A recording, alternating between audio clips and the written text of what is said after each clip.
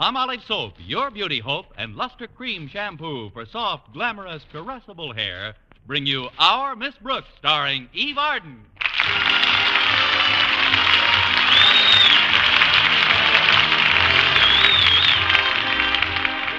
Our Miss Brooks, who teaches English at Madison High School, has always hoped that someday she would head her department. But with Mrs. Emma Finch holding down the job for the past 5 years, it didn't look like Connie Brooks would ever get a crack at it until last week. It was right before the final exams that Mr. Conklin, our principal, told me Mrs. Finch was not only retiring from the position, but actually leaving the school. When I asked him why, he blushed and replied, because it's best for all concerned. Oddly enough, it was our bashful biology teacher, Mr. Boynton, who finally told me the reason. We were alone in his laboratory at the time, and he said, "Miss Brooks, Mrs. Finch is going to have a B.A.B.Y." I guess he put it that way so as not to embarrass some young rabbits who were listening. Anyway, Friday morning at breakfast, I was talking to my landlady, Mrs. Davis, about it. Well, what do you think, Mrs. Davis? Do you suppose I'll get the job? I can't see any reasons why you shouldn't, Connie. Honestly? But can you see any reasons why I should, Mrs. Davis? No, I can't see any of those either. It's up to Mr. Conklin to recommend the new department head to the Board of Education, isn't it? Yes, it is. Well, how do you stand with him? How do you mean, Mrs. Davis? Have you been courteous, cooperative, obedient, and respectful? No. And maybe I better forget the whole thing. Of course, it's not entirely up to Mr. Conklin's opinion of me personally. My work's got something to do with it, hasn't it? Frankly, Connie, your work should have everything to do with it. That's what I say. Maybe I better forget the whole thing. Are there any other English teachers at Madison who have been there as long as you have? Let's see. Yes, Miss Enright's been there about the same length of time, and she's been quite friendly with the Conklins, too. Of course, I have Mr. Conklin's daughter, Harriet, in my class, and we're great friends. Then that wouldn't influence Mr. Conklin any. Although Harriet's a pretty good pupil, thank goodness, and her marks have all been exceptionally high. That might count for something with the old... I wonder if he'll make his decision right away. He might leave the position open for a while. I wish I knew. But then there's no sense in brooding about it. I'm either to be head of the department or I'm not to be. Oh, thanks for reminding me, Connie. I must get 2 tickets for Hamlet today. I promised my sister Angela I'd take her to see it. Of course, even if I forgot about it, she'd probably never even mention it. She's so absent-minded, poor thing. The older she gets, the more forgetful she is. How old is she now, Mrs. Davis? Who?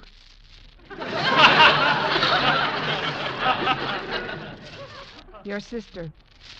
Which one? Angela, the absent-minded one. Oh, she's in the low 70s. That's pretty good golf for an old lady. Oh, Angela's not half as bad as my brother Victor. He's so forgetful sometimes. Why, do you know, Connie, he can be talking to you about something and right in the middle of the sentence get off on another topic altogether. Really? Yes, it's quite disconcerting, but I guess it's just something that scrambled, boiled, or fried, Connie. Well, I suppose you just have to... What? Your eggs, dear. How would you like them? I'd like them introduced into the conversation a little earlier. But now that you bring it up, Mrs. Davis, I'll take them any way you want yours. Good. Then we'll both have oatmeal. That's the only way to eat eggs. And whatever you do, don't miss Snake Pit. Where's the coffee, Mrs. Davis? It's right here, Connie. I'll pour you some. Thanks. You know, it isn't just the extra salary that makes me so anxious to head the English department. It's the additional income. How much of a raise will you get, Connie? Oh, I'm not certain of the exact amount, Mrs. Davis, but it's well over $9 a month. Just think, I won't have to put newspapers in my shoes when the soles wear out. Now I can use magazine paper. You mentioned a Miss Enright before, Connie. Is that the rather snooty teacher you told me about? That's her, Mrs. Davis. And if she gets that job as head of the English department, she'll be impossible. Well, she walks around the school now as if she's inspecting the stockyards. The way she talks to people. Why, darling, you look positively chic. I mean, just too terribly soigné. It's sickening. Oh, then don't eat any more oatmeal, dear. Just finish your coffee. You've been derailed again, Mrs. Davis. Let me help you back on the track. I'm talking about Miss Enright, a rival English teacher. She's got me worried. Oh, don't worry about her, Connie. I'm sure her baby'll be a fine, healthy specimen. She isn't the one who's going to have the baby, Mrs. Davis. Well, that's a shame. I think the mother should always take care of her own baby, no matter what. It's Mrs. Finch who's having the baby. Who? Mrs. Finch. Oh, well, that's a very nice name for a baby. Now, if you'll excuse me, Connie, I'd better clean up the dishes. All right, Mrs. Davis, you clean up the dishes, and I'll clean up the conversation by myself. I'd help you in the kitchen, but I've got to get ready to go to school. Walter Denton's picking me up any minute. Oh, Walter's such a nice boy. It's a pity he's not a more brilliant student. But I think I know what his trouble is, Connie. Lack of concentration. Concentration? Yes. If he would just concentrate on one subject at a time. You see, he's the kind of a boy who... Well, he's the type that... Connie? Yes? What were we talking about? Walter Denton. Oh, he's picking you up this morning, isn't he? What happened to your car, Connie? You just got it out of the repair shop. I know, Mrs. Davis, but I took it out the night of the big freeze. And? It froze. I did try to warm it up a little. I poured some boiling water into the radiator, but then the engine made the strangest sound. What kind of a sound, Connie? Well, I may be wrong, Mrs. Davis, but I'd swear it said, "Why don't you get yourself a bicycle?"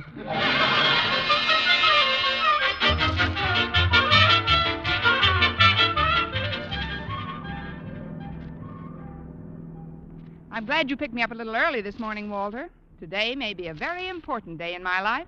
Well, the importance of today or any day in your life, Miss Brooks, is only exceeded by your importance to your adoring pupils, of which, if I may be so bold, I consider myself one of the most worshipful and reverent. Amen. Thank you, Walter. There are things about you, Miss Brooks, character traits, I guess you'd call them, which are not to be found in any other teachers I've ever come into contact with. I just know that you are an eminently fair person. I also know that you're kind, gentle, and considerate of those who may not possess a superior mentality, which is obviously your birthright. What else do you know, Walter? That today you're giving us the final exams in English. I thought you were a little over-smitten with me this morning. Oh, I'm not trying to influence you to give me a better mark. Oh, no, I'd bend over backwards rather than curry favor. But I've actually studied for this test, Miss Brooks. Even Saturday, when Harriet dragged me to the movies, I took my books right up to the balcony with me.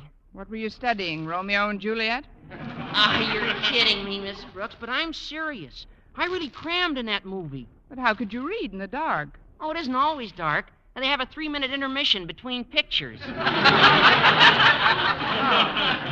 Well, that's plenty of time, especially if you were studying in shorthand.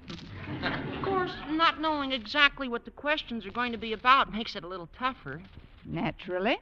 It's sort of a strain on a student not to know approximately the nature of the questions he should expect. That's true. And just because a student has been fortunate enough to make a personal contact with a teacher whom he not only admires and respects as a person, but whose integrity and honesty as an instructor he holds in such high esteem, is no reason for him to presume that just because he drives her to school faithfully and promptly, she would relinquish just one tiny iota of that integrity and slip him a little advance information about the test. Is it? You're so right, Walter. I knew you'd react that way, Miss Brooks, but I just wouldn't have felt completely honest with myself if I didn't try to chisel a tip or two. Anyway, now that you've dummied up about the tests, maybe we... Excuse me, Walter. Now that I've what? Dummied up. It's a synonym of clammed up. When I don't want anyone to know something about something I know about, I always clam up. And you're the chowderhead who can do it. But, Walter, when I mentioned much earlier in the trip that this was an important day, I wasn't referring to the final exam. You weren't? No, I was thinking of Mrs. Finch. Oh, the head of the English department. The ex-head of the English department, Walter. Mrs. Finch is leaving Madison. Why? Because she's, Mrs. Finch is going to become a mother. Of who?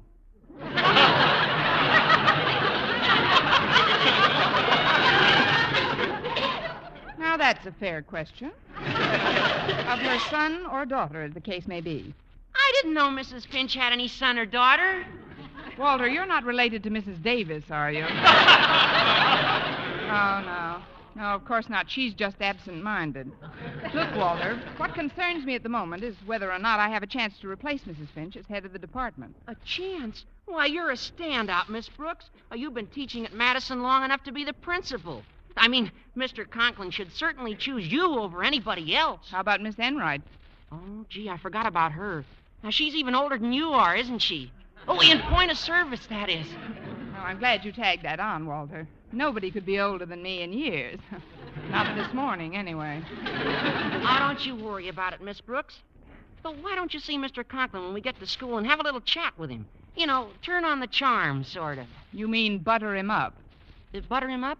Yes, and don't sound so innocent, Walter. After the job you did on me this morning, you should get a prize from the Dairymen's Association.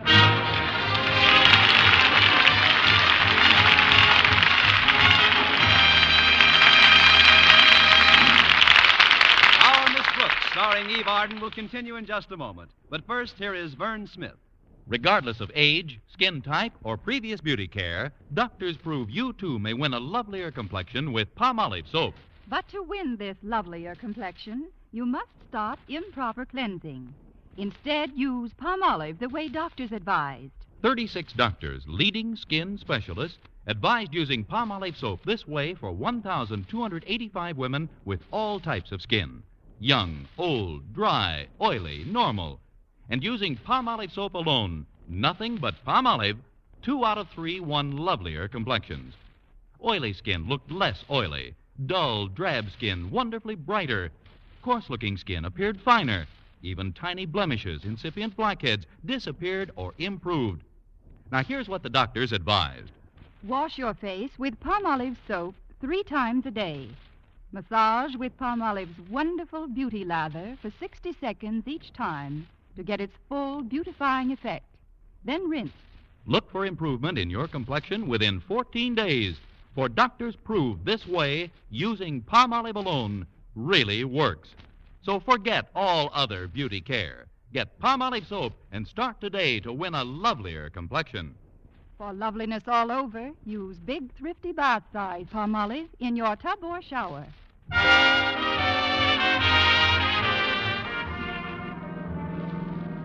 Well, here we are, Miss Brooks.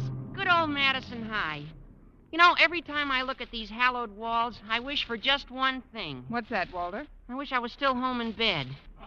Especially today with those finals coming up. Gosh, Miss Brooks, isn't there some little suggestions you could make to me so I'd pass the exam, Certainly there is, Walter. Answer the questions correctly. Yeah. Well, you better get off here, Miss Brooks, and I'll go park the car. All right, Walter. Thanks for the lift. And good luck today. Oh, thank you, Miss Brooks. And good luck with Mr. Conklin. Yeah, I'll probably need it. I hope he's in a good mood this morning. Although why this morning should be any better... Hello, Miss Brooks. Oh, it's Harriet Conklin. Good morning, Harriet. I wouldn't have interrupted your soliloquy, but you look sort of worried about something. Worried? Me? Whatever gave you that idea? Your complexion. It's not as ruddy as it usually is. Oh, that's just from the new powder base I'm using. It's called Elephant Wallow Gray. Actually, though, I do have something on what's left of my mind, Harriet. It's Mrs. Finch. She's leaving the school. Yes, I know. I heard she was going to have a B.A.B.Y. Who told you? Mr. Boynton. That figures. But, Harriet, as you must know, you've always been one of my favorite pupils. I'm glad you feel that way, Miss Brooks. You're my very favorite teacher. Thanks. I'm very fond of your mother, too. I know. And she's terribly fond of you, Miss Brooks. I'm glad. Then there's your father. Yes, I know. Well, Harriet, do you think that I was going to... Well, that is... Well, what are you trying to ask me, Miss Brooks? Do you think he's warm enough for buttering this morning? At least do you think I should have a little talk with him in his office? About what? Well, somebody's got to replace Mrs. Finch as head of the English department, and I figured... But of course you'll get it. Is that from the horse's mouth or just rumor? I mean, did you happen to overhear anything that... Look, Harriet, I don't want anybody to intercede for me because of any personal relationship we may have built up between us. What I'm trying to say is, well, I wouldn't want any principal's daughter, not even a clever, bright, pretty, industrious, talented, intelligent one like yourself, to become a fifth column for me. Golly, Miss Brooks, nothing I could say would sway Daddy 1 inch. In fact, Mother and I bend over backwards rather than suggest anything about his duties at school. But I'm so sure you're our next head of the English department that I've even written a little poem about it. Care to hear it? Well, if you don't think it'll put the whammy on me. Jinx anything. Listen. To the head of the English department about to be, I present this little tribute to you from me. In class, you're good-tempered and don't fume or fret. But when it comes to our homework, you sure make us perspire. And in the forthcoming exams, whether I'm first or last, my feelings for you will be the same, especially if I've passed. So, Miss Brooks, all hail to the head of the English department about to be. Well, what do you think of it, Miss Brooks? It won't send Carl Sandburg screaming into the hills, Harriet, but it's a lovely sentiment. Now, before I go into your father's office, could you tell me what kind of a mood he's in? Oh, frankly, Miss Brooks, it isn't too good. When the newsboy that delivers our paper came around for the money this morning, Daddy bit his head off. Fine. Then he should be too full to take a bite out of me.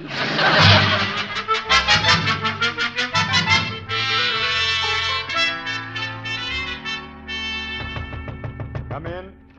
Good morning, Mr. Conklin. Oh, it's you, Miss Brooks. And how are you this bright, cheery, radiant day? I'm cold, damp, and depressed. Now, what can I do for you that won't take longer than a few minutes? Oh, it isn't what you can do for me, Mr. Conklin. It's what can I do for you. Oh, I know. I'll sharpen some pencils for you. Here's one. Miss Brooks, I don't want you to sharpen any... but this one is so blunty. It'll just take a minute. There. Isn't that a lovely point? But I don't... Give me your thumb a minute. Ow! See what I mean? Now, I'll just do a few more of them, and you'll have enough for the week. Confound it, Miss Brooks. I don't want any more of my pencil sharp. Oh, it's really no trouble at all, Mr. Conklin. This is just one of those days when a person feels privileged to assist his fellow man. A day when a spirit of cooperation seems to beckon like a beacon. Or a day when Mrs. Finch is leaving Madison and her position as head of the English department. Mrs. Finch? Leaving Madison? Yes. Yes, Miss Brooks. I think I told you that several days ago. Oh, yes, of course. I've been so busy preparing my final examination papers, it must have slipped my mind. She's going to have a B.A.B.Y., isn't she? Y-E-S. Yes. She is going to have a baby. Well, I just know they'll be happy together. Now, let's see what else I can do to make this office a home away from home for you. I know. I'll just rinse out this pen wiper for you. That happens to be a blue pocket handkerchief I got for Christmas. Must have fallen out of my coat. Oh, then I'll tuck it back in for you. May I say you have a lovely eye for color combinations, Mr. Conklin? It goes so well with this pretty purple tie you've got on. But it seems a little loose around your neck. Let me tighten it a bit. There. Miss Brooks. There, that's better. Now you're both the same color. See here, Miss Brooks. I don't know what you expect to get Oh, from I this. must clean off that desk of yours, Mr. Conklin.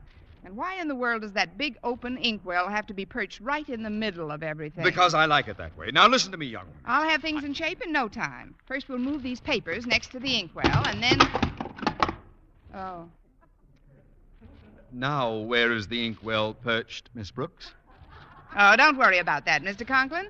Ink is good for the rug. Where's that ashes? Well, anyway, I'll go get a mop and... Sit down, Miss Brooks.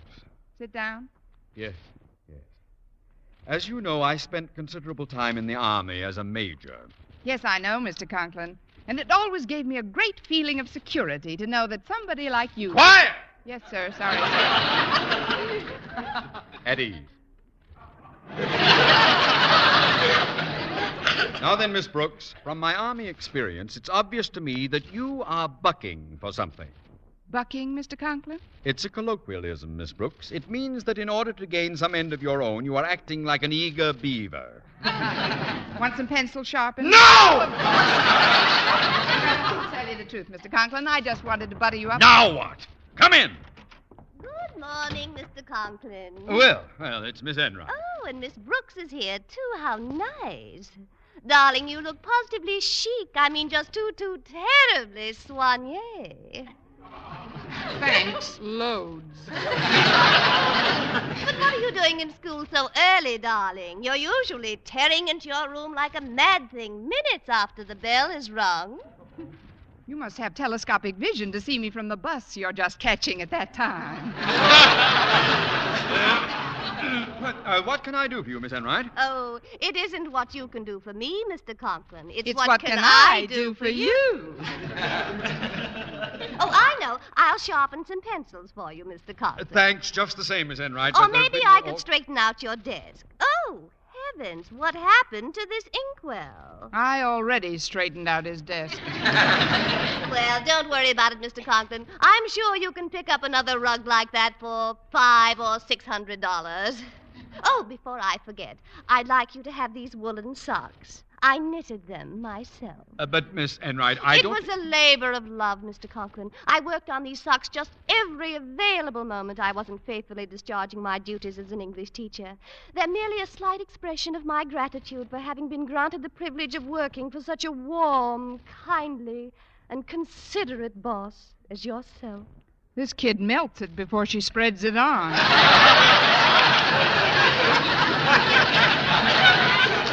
Well, thank you for the thought, Miss Enright, but with Mrs. Finch leaving Madison and a number of... Is she really? Well, this is a big surprise. It must be. You look even more surprised than you did when we heard about it last Tuesday. That will do, Miss Brooks. Miss Enright, in view of the fact that you are eligible for the position that Mrs. Finch is relinquishing, I feel that I cannot accept this pair of socks. But, Mr. Conklin, whatever shall I do with them? You can give one to Mrs. Finch's baby. It'll make a nice sleeping bag for him. I think you should know, ladies, that my selection will be based largely upon the results your students achieve in their final exams this morning. Therefore, you will not mark your own papers, but bring them into this office immediately after the tests are completed. Are you going to mark them, Mr. Conklin? Certainly not, Miss Brooks. My daughter Harriet is one of the students taking the test. No, in order to assure complete impartiality, I've asked someone from another department to correct the papers. Mr. Boynton. Mr. Boynton? Oh, I know that you see each other socially on occasion, but he's the soul of honesty. And I know that he, like myself, would bend over backwards to see that justice is done. Who's teaching everybody to bend over backwards? Arthur Murray? Well, I don't think this arrangement is completely fair, Mr. Conklin. I never see Mr. Boynton. Well, if it'll make you feel any better, Miss Enright, I'm not going to see him again either. Until lunch.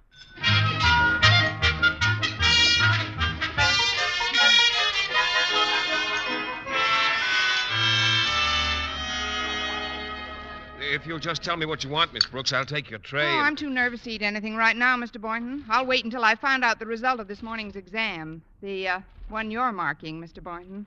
Oh. Well, that's something I'd rather not talk about, Miss Brooks. You see, I promised Mr. Conklin... I know you've got to be strictly impartial, Mr. Boynton, but couldn't you give me just an inkling of how I'm making out? But I gave my word, Miss Brooks. Just a teensy suggestion of the merest trace of a breath of a hint. But I gave Mr. Conklin my scout's honor. Oh. Well, then you might as well get yourself something to eat. Oh, very well, Miss Brooks. And I hope you swallow a merit badge. There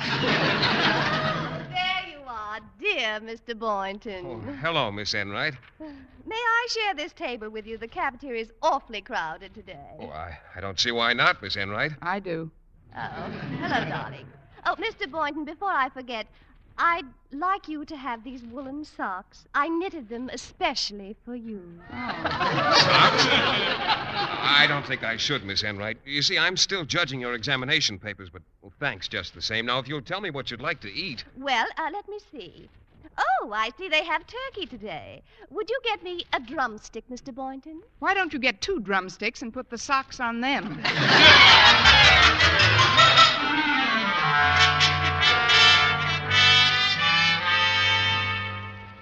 Miss Brooks, Miss Enright, I've summoned you to my office to tell you that Mr. Boynton has finished grading the examination papers and has reported to me that both of your classes have done equally well. Therefore, it will have to be my decision after all. And that decision is, dear Mr. Conklin? I have decided. Yes, dear Mr. Conklin.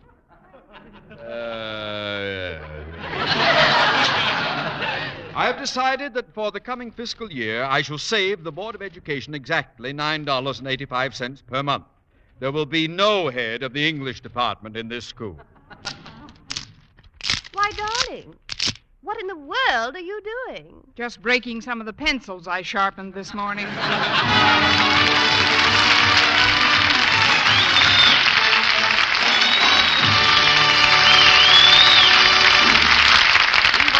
Our Miss Brooks returns in just a moment, but first... Dream girl, beautiful luster cream girl.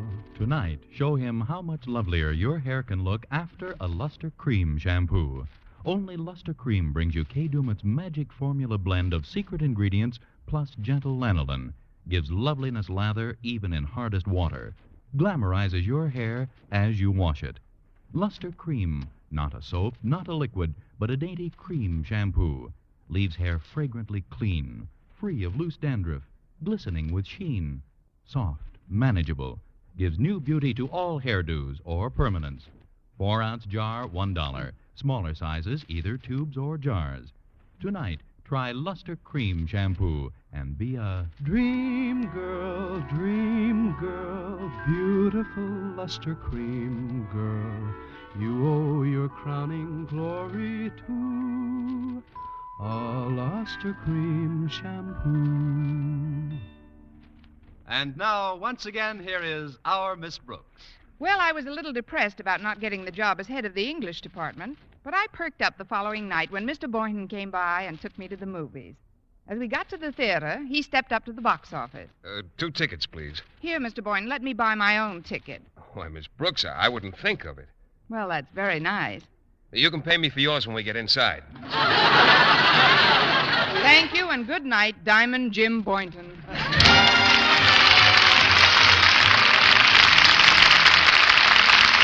Next week, tune into another Our Miss Brooks show, brought to you by Palmolive Soap, Your Beauty Hope, and Luster Cream Shampoo for soft, glamorous, caressable hair. Our Miss Brooks, starring Eve Arden, is produced by Larry Burns, written and directed by Al Lewis, with music by Wilbur Hatch. Mr. Boynton is played by Jeff Chandler, Mr. Conklin by Gale Gordon. Others in tonight's cast were Jane Morgan, Dick Crenna, Gloria McMillan, and Mary Jane Croft.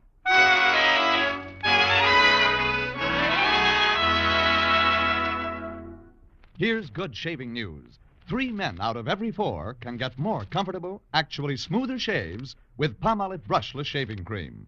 This is not just a claim. Here's the proof. 1,297 men tried the Palmolive brushless way to shave described on the tube. And no matter how they shaved before, 3 men out of every 4 got more comfortable, actually smoother shaves. Try Palmolive brushless yourself. See if you don't get more comfortable, actually smoother shaves the proved Palmolive brushless way.